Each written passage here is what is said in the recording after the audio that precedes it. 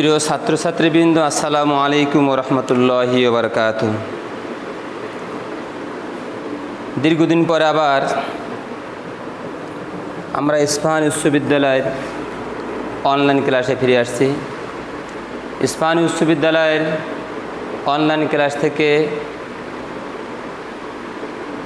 তোমাদের সকলকে স্বাগতম, যারা কাছে এবং দূরে বসে আমাদের ক্লাসগুলি নিয়মিত দেখছো। তোমাদের চলমান যে অ্যাসাইনমেন্ট বা নির্ধারিত কাজ ও মূল্যায়ন নির্দেশনা চলছে, এর উপর ভিত্তি করে মূলত আজকের ক্লাস।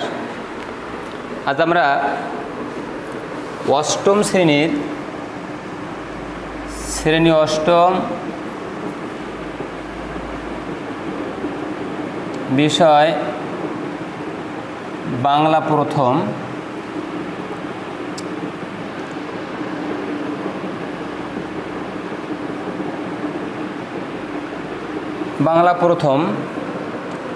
এই অষ্টম শ্রেণীর বাংলা প্রথম পত্রের যে চলমান অ্যাসাইনমেন্ট, অর্থাৎ নবম সপ্তাহের যে তোমাদের অ্যাসাইনমেন্ট, এই অ্যাসাইনমেন্টের উপরে ভিত্তি করে আজকের এই ক্লাস।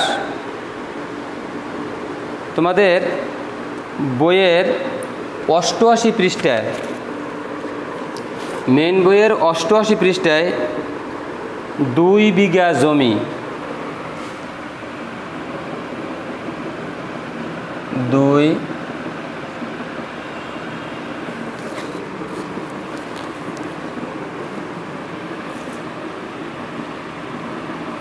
2 বিঘা জমি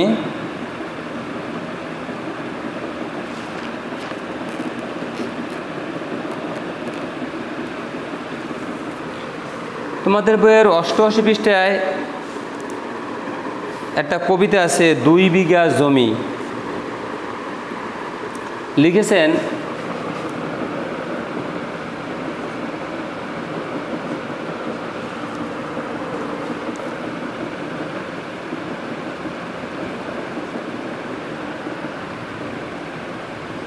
রবীন্দ্রনাথ ঠাকুর।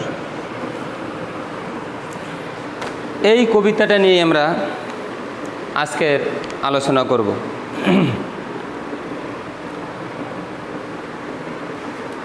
দুই বিঘা জমি,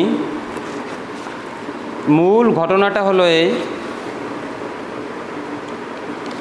গ্রামের জমিদার শ্রেণীর মানুষ, ধনিক শ্রেণীর মানুষ গরিবদেরকে কিভাবে শোষণ করে,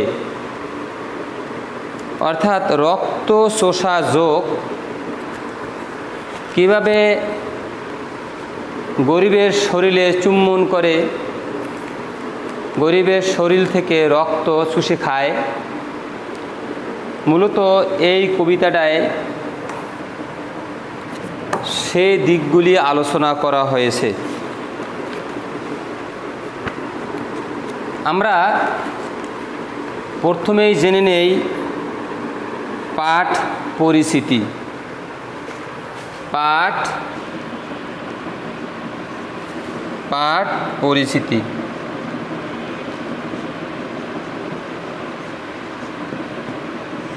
প্রথমেই জেনে নেই পাঠ পরিচিতি। 2 বিঘা জমি রবীন্দ্রনাথ ঠাকুরের চিত্রা কাব্যগ্রন্থ থেকে সংকলিত। এটি একটি ব্যঙ্গাত্মক কবিতা। দরিদ্র কৃষক উপেন অভাব অনাটনে বন্ধক দিয়ে তার প্রায় সব জমি হারিয়েছে। গ্রামের দরিদ্র মানুষ, গরিব মানুষ অভাবের তাড়নায়, পেটের ক্ষুধায় তার সয় সম্বল যেগুলি আছে সেগুলি অনেক সময় বিক্রি করে দেয়, অথবা কারো কাছে বন্ধক রাখে। নির্দিষ্ট একটা সময়ের জন্য, একটা মেয়াদের জন্য এটাকে বন্ধক রেখে কিছু টাকা আনে। এক সময় দেখা যায় যে তার এই বন্ধকি জিনিস সে আর টাকার অভাবে ফেরত আনতে পারছে না। তার এই জিনিসগুলি আস্তে আস্তে এই জমিদারদের হাতে অথবা যারা বন্ধক রাখে এদের হাতে চলে যায়। এইভাবে উপেন অভাবের তাড়নায় অনাটনের কারণে তার এই জিনিসপত্র বন্ধকি জমি অর্থাৎ তার যেটুকু জমি ছিল এই জমির প্রায় 2 বিঘা জমি বাদে বাকি সব জমি সে জমিদার শ্রেণীর হাতে বন্ধক দিয়ে দিয়েছে, আর ফেরত আনতে পারে নাই। তার হাতে বাকি ছিল মাত্র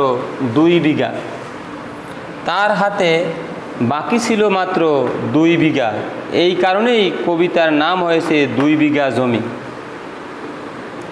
এই 2 বিঘা জমি নিয়েই মূলত আলোচনা। আসলে 2 বিঘা জমি রাখলে কি হবে? এই যে গ্রামের জমিদার শ্রেণীর মানুষ যারা গরিবদের চুষে খেয়ে দিনের পর দিন আঙ্গুল ফুলে কলা গাছ হচ্ছে, এই 2 বিঘা জমিও তার রক্ত চক্ষুর অন্তরালে থেকে যায়নি। এই 2 বিঘা জমির প্রতিও তার নজর পড়েছে। কিভাবে এই 2 বিঘা জমি নেওয়া যায়? যেখানে যেভাবে যেই প্রেশার ক্রিয়েট করে, যেই ধরনের সমস্যায় ফেলে এই 2 বিঘা জমিও নেওয়া যায়, সেই কলা কৌশলও এই জমিদার শ্রেণীর লোক করে থাকে। তোমরা যেই সমাজে বসবাস করছো, আমরা যেই সমাজে বসবাস করছি, আমাদের আশেপাশে যদি আমরা একটু কান সজাগ রাখি, চোখ দুইটা সতেজ রাখি, তাহলে আমরা দেখতে পারবো যে এই ধরনের শোষক শ্রেণীর যে মানুষগুলি আছে তারা কিভাবে সমাজকে শোষণ করছে, তারা কিভাবে গরিবদেরকে শোষণ করছে, নিষ্পেষণ করছে, নির্যাতন করছে, এগুলি তোমরা বের করে সমাজ থেকে আনতে পারবে। তাহলে উপেনের বাকি রইল কয় বিঘা জমি? 2 বিঘা জমি। কয় বিঘা? 2 বিঘা জমি। কিন্তু জমিদার তার বাগান বড় করার জন্য, বাগান প্রসার করার জন্য, বাগান বাড়ানোর জন্য সে জমি কিনে নিতে চায়। এই উপেনের যে 2 বিঘা জমি আছে, এই 2 বিঘাও জমিদার যে বাগান করছে, এই বাগানকে প্রসারিত করার জন্য, বাগানকে বাড়ানোর জন্য এই 2 বিঘা যে জমি আছে উপেনের, এই 2 বিঘা জমির দিকে তার এবারে নজর পড়েছে। এই 2 বিঘা জমিও সে কিনে নিতে চায়। কিন্তু 7 পুরুষের স্মৃতি বিজড়িত, 7 পুরুষ মানে উপেনের বাবা, তার বাবা, তার বাবা, তার বাবা, এভাবে করতে করতে 7 পুরুষ পর্যন্ত এসে ঠেকছে উপেন পর্যন্ত। উপেনের এই 7 পুরুষের পুরনো জমি সে আর সব বিক্রি করতে বা দিতে চায় নাই। 7 পুরুষের স্মৃতি বিজড়িত সে জমি উপেন বিক্রি করতে না চাইলে জমিদারের ক্রোধের শিকার হয় সে। জমিদারের রাগের রোশানালে পড়ে। ক্রোধ মানে রাগ, জমিদারের রাগ হয়েছে, এই জমিটা সে নিবি কিন্তু উপেন দিবে না। রাগ হয়েছে, ক্রোধে পড়েছে উপেন। এইবারে এই 2 বিঘা জমি নেওয়ার জন্য মিথ্যা কৌশল অবলম্বন করেছে জমিদার শ্রেণীর লোক। কী করে উপেনকে দমানো যায়, এই ফন্দি ফিকির করে বের করলো মামলা দেওয়া হবে উপেনের নামে। মিথ্যে মামলা দিয়ে জমিদার সে জমি দখল করে নেয়। উপেনের নামে মিথ্যা মামলা দিয়ে এই 2 বিঘা যে জমি উপেনের আছে, এই 2 বিঘা জমিও সে দখল করে নেয়।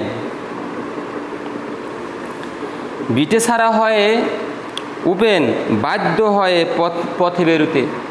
বিটে ছাড়া হয় উপেনের এই 2 বিঘা জমি যখন শেষ সম্বল শেষ হয়ে গেল, বাড়ি বিটে ছাড়া হয়, উপেন পথে বের হয়ে গেল। সাধু হয়ে সে গ্রাম অন্তরে ঘোরে। এবারে সাধু সন্ন্যাসী হয়েছে, সাধু হয়ে সে গ্রামের পর গ্রাম ঘুরতেছে, কিন্তু পৈতৃক ভিটের স্মৃতি সে ভুলতে পারে না। তো পৈতৃক যে ভিটে আছে, পৈতৃক যে ভূমিটা আছে, যে জমিটা আছে, এই জমিটাকে সে কখনো ভুলতে পারে না। সে হাঁটতে থাকে, ঘুরতে থাকে, বসতে থাকে, যেখানেই যায় তার মনের ভিতরে এই জমিটার কথা বারবার মনে পড়ে, বারবার মনে ফিরে আসে যে আমার পৈতৃক ভিটা 2 বিঘা জমি, তাও তার নামে কেস দিয়ে, তাও তার নামে মিথ্যা মামলা দিয়ে জমিদার লুফে নিয়েছে।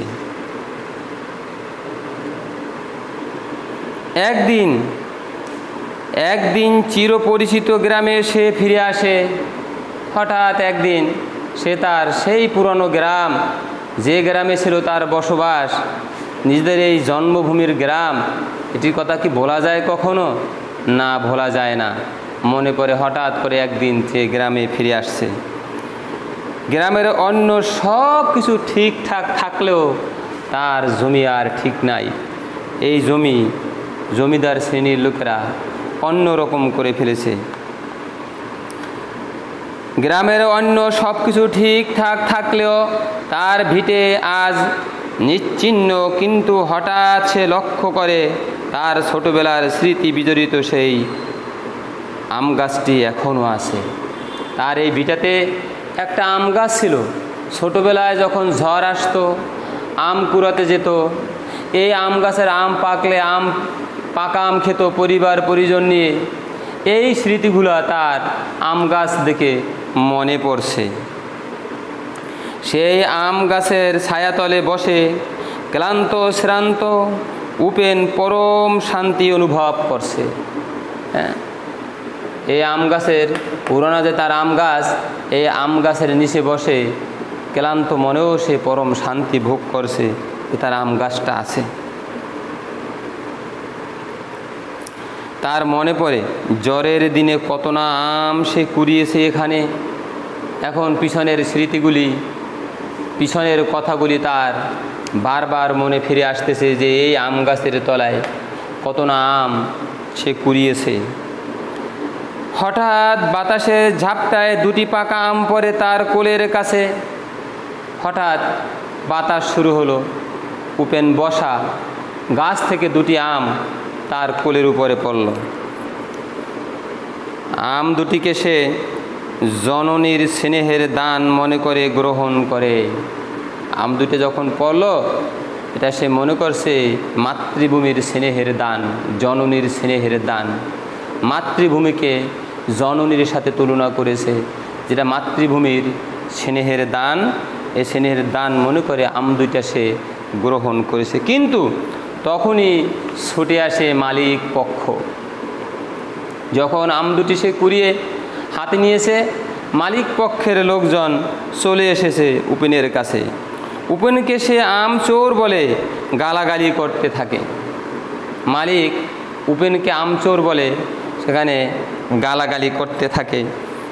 উপেনকে জমিদারের নিকট হাজির করা হয়। উপেনকে ধরে নিয়ে জমিদারের নিকট চোর সাব্যস্ত করে হাজির করা হয়।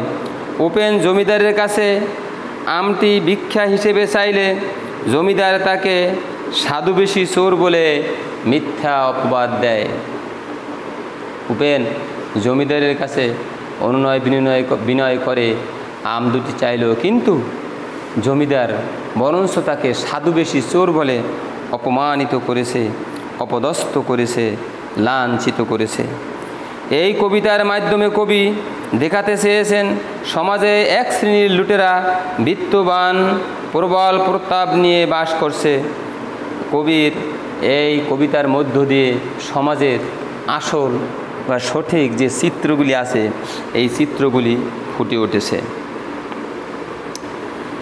তারা সাধারণ মানুষের সম্পদ লুট করে সম্পদশালী হয়। এই গরিব মানুষের সম্পদ, সাধারণ মানুষের সম্পদ বিভিন্নভাবে লুট করে এই ধনিক শ্রেণী, জমিদার শ্রেণী সম্পদের মালিক হয়ে বসে। তার অর্থ শক্তি ও দাপটের জোরে অন্যায়কে নেয়। তারা শক্তি ও দাপটের জোরে তারা অন্যায়কে ন্যায়কে অন্যায় বলে প্রতিষ্ঠা করে।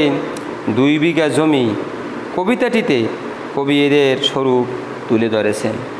এখানে যে 2 বিঘা যে জমি, এই 2 বিঘা জমির যে কবিতাটা, এই কবিতাটা কি করেছেন, এই ধরনের যে লোকগুলি আছে সমাজে, সমাজে যে এই ইতর শ্রেণীর যে লোকগুলি আছে, সমাজে যে জমিদার শ্রেণীর অন্যায়, অশালীন, অসত্য, অনাচার, দুর্নীতি, রাহাজানি করে সমাজের মানুষকে, গরিব মানুষকে দাবিয়ে রেখে তারা বড়লোক হচ্ছে, এই শ্রেণীর ঘটনাগুলি কবি রবীন্দ্রনাথ ঠাকুর তার কবিতায় ফুটিয়ে তুলেছেন।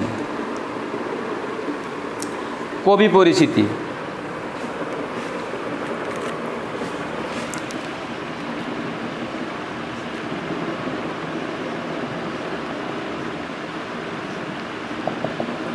কবি পরিচিতি, এবারে আমরা আসি কবি পরিচিতি জানি। রবীন্দ্রনাথ ঠাকুর বিশ্বকবি, বিশ্ব নন্দিত কবি। কলকাতার জোড়াসাঁকোর ঠাকুর পরিবারে তাঁর জন্ম 1861 খ্রিস্টাব্দের 7ই মে। 1861 খ্রিস্টাব্দের 7ই মে।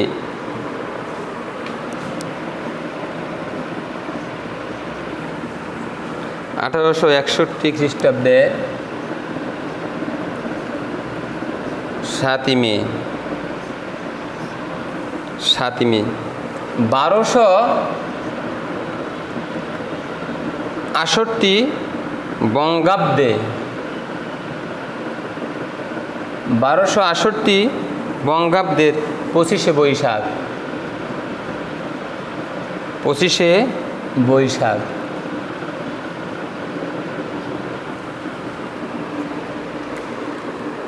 আঠারোশো একষট্টি খ্রিস্টাব্দের 7ই মে। 1268 বঙ্গাব্দ, 1268 বঙ্গাব্দের 25শে বৈশাখ কলকাতার জোড়াসাঁকোর ঠাকুর পরিবারে রবীন্দ্রনাথ ঠাকুর জন্মগ্রহণ করেন। ছেলেবেলায় বিদ্যালয়ের বাধা ধরা পড়াশোনায় তার মন বসেনি। বিদ্যালয়ের যে বাধা ধরা পড়াশোনা আছে 1 2 3 4 5 6, এই ক্লাসের পরিবর্তন, এই ধরনের বাধা ধরা ক্লাসে তার কখনো মন বসেনি। পড়াশোনার জন্য তাকে oriental seminary, normal school, Bengal academy এসব শিক্ষা প্রতিষ্ঠানে ভর্তি করা হয়েছিল।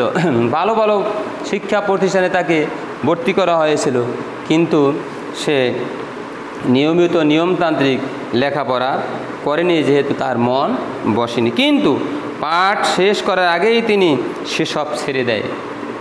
সমস্ত স্কুলে যেতে পাঠ যতটুকু শেখা দরকার ততটুকু পাঠ শেখার আগেই লেখাপড়া কী করে, লেখাপড়া ছেড়ে দেয়। ছোটোবেলা থেকেই তার কবি প্রতিভার উন্মেষ ঘটে। ছোটোবেলা থেকেই তার যে কবি প্রতিভা, এই কবি প্রতিভার উন্মেষ একটা প্রতিভা ঘটে। ছোটোবেলা থেকেই সে কবিতা লেখা শুরু করে। সাহিত্যের সকল শাখায় অসামান্য দক্ষতার স্বাক্ষর রেখেছেন তিনি। কবিতা, সঙ্গীত, ছোট গল্প, উপন্যাস, নাটক, প্রবন্ধ, ভ্রমণ কাহিনী, রম্য রচনা ইত্যাদি সাহিত্যের প্রতিটি ক্ষেত্রেই তার পদাচারণা ছিল স্বচ্ছন্দ ও উজ্জ্বল। তিনি একাধারে কবি, দার্শনিক, গীতিকার, সুরকার, শিক্ষাবিদ, চিত্রশিল্পী, নাট্য প্রযোজক ও অভিনেতা। 1913 খ্রিস্টাব্দে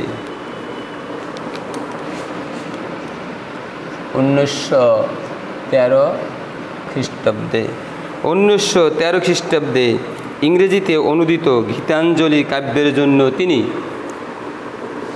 এশিয়াদের মধ্যে প্রথম সাহিত্যের নোবেল পুরস্কার লাভ করেন। নোবেল।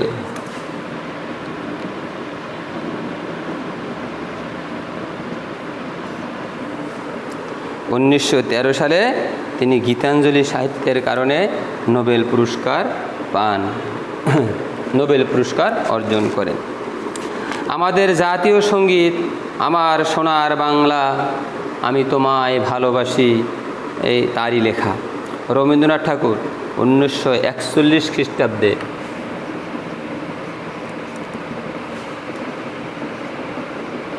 1941 খ্রিস্টাব্দে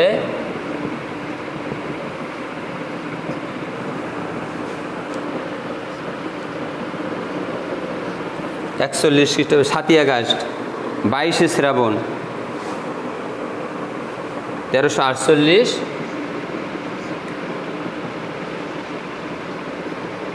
বঙ্গাব্দের 22শে শ্রাবণ, 22শে শ্রাবণ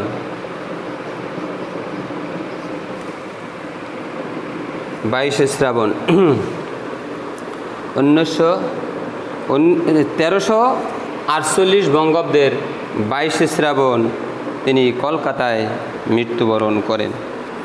1941 খ্রিস্টাব্দে 7ই আগস্ট, 1348 বঙ্গাব্দের 22শে শ্রাবণ তিনি কলকাতায় মৃত্যুবরণ করেন। কোথায়? কলকাতায়।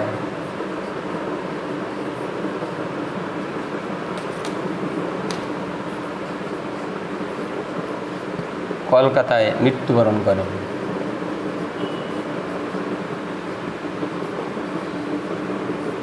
কলকাতায় মৃত্যুবরণ করেন।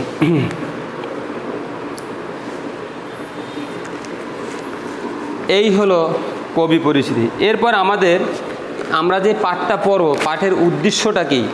পাঠের উদ্দেশ্যটা একটু আমাদের জানা দরকার। পাঠের উদ্দেশ্য,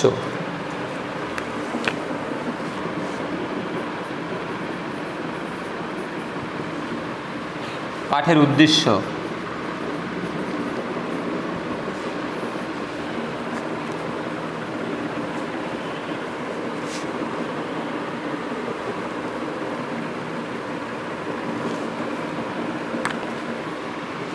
শোষক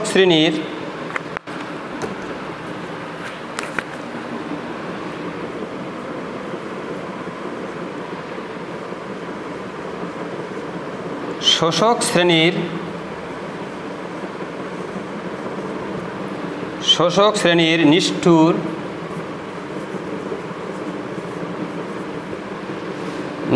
শোষণ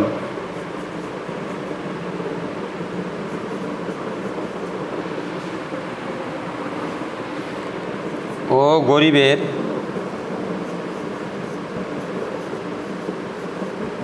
গরিবদের দুর্দশা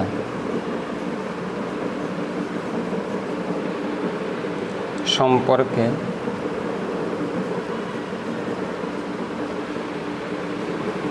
জানতে পারা।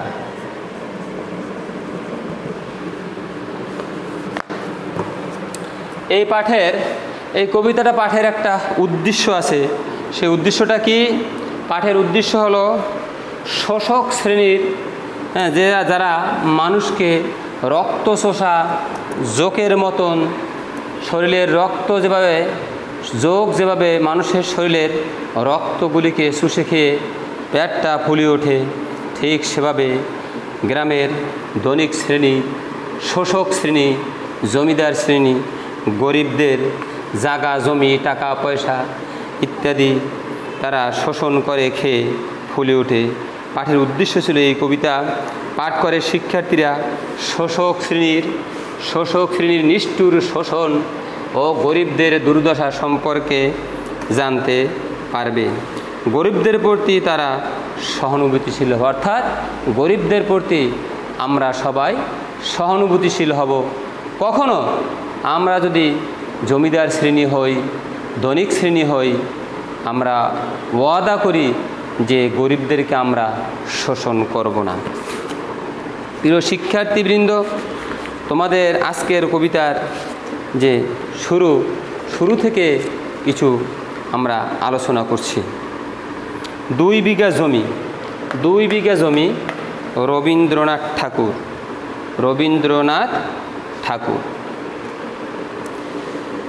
2 বিঘে, শুধু বিঘে 2 ছিল মোর ভুই, আর সবই গেছে ঋণে। বাবু বলিলেন বুঝেছে উপেন, এ জমি লইব কিনে। ওই যে 2 বিঘা ছিল, এই 2 বিঘাও কিনে লইবে। তোমাদের পাঠ্য বইতে দেখো একটা ছবি এখানে দেওয়া আছে। আমরা একটা ছবি দেখতে পাচ্ছি, একটা বাড়ির পাশে কিছু গাছের ছবি আছে, ফুল বাগানের পাশে কিছু বেড়া দেওয়া আছে। এখানে 3 জন মানুষ আছে। একজন মানুষের মাথার উপরে ছাতি ধরেছে, আর একজন মানুষ কাকুতি মিনতি স্বরে এখানে দাঁড়িয়ে আছে। এই হলো জমিদার গ্রামের, পেটুক বাহিনীর সর্দার জমিদার। আর এই হলো উপেন। উপেনের জমি নেওয়ার জন্য যে কৌশল করবে, সেই কৌশলের একটা চিত্র এখানে পরিলক্ষিত হয়েছে, তোমরা এটা দেখে নিবে। কহিলাম আমি তুমি ভূস্বামী, ভূমির অন্ত নাই, সে দেখো মোর আছে বড় জোর, মরিবার মতো ঠাই। শুনি রাজা কহে, বাপু জানো তো হে, করেছি বাগান খানা, পেলে 2 বিঘে প্রস্থে ও দিকে। প্রস্থ এটা হলো প্রস্থ, আর এটা হলো দিক। এটা দিক, এই লাম্বাটা হলো দিক, এটা হলো প্রস্থ। প্রস্থ ও দিকে সমান হইবে টানা, ওটা দিতে হবে। কহিলাম তবে বক্ষে জুড়িয়া পানি, পানি মানে হাত, বক্ষে জুড়িয়া পানি। সজল চক্ষে করুণ রক্ষে, গরিবের বিটাখানি। সপ্তপুরুষ যেথায় মানুষ, সে মাটি সোনার ভাড়া। দৈন্যের দায়ে বেশি বিষে মারে, এমনই লক্ষ্মী ছাড়া। আঁখি করিল লাল রাজা, ক্ষণকাল রহিল মৌনভাবে। কহিলেন শেষে কুরুর হাসি হেসে, আচ্ছা সে দেখা যাবে। এই হলো কবিতার শুরুর দিকে। তোমরা ভালো করে এই কবিতাটা পড়বে। কবিতার বাকি যে পাঠের উদ্দেশ্য, পাঠ পরিচিতি, কবি পরিচিতি ভালোভাবে পড়ে চলমান অ্যাসাইনমেন্টে তোমরা উত্তর দিবে, এবং তোমরা বাড়িতে সবাই নিরাপদ থাকবে, মাস্ক ব্যবহার করবে, বাইরে ঘোরাফেরা করবে না, বাইরে বের হলে ভালোভাবে হাত ধুয়ে নেবে। তোমাদের সকলকে ধন্যবাদ জানিয়ে এই ক্লাস এখানেই শেষ করছি।